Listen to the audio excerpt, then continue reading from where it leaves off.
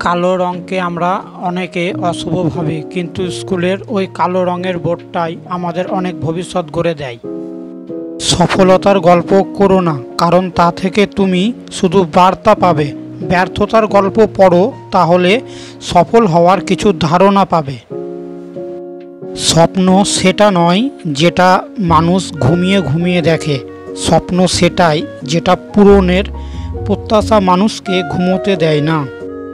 পরিস্থিতি যে কোনো সময় পরিবর্তন হতে পারে। জীবনে কাউকে কষ্ট দিও না।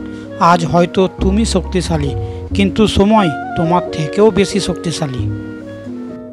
কিছু মানুষকে 99 দিন উপকার করো, আর একদিন না করতে পারো, তাহলে সেই ওই একদিনটাই মনে রাখবে।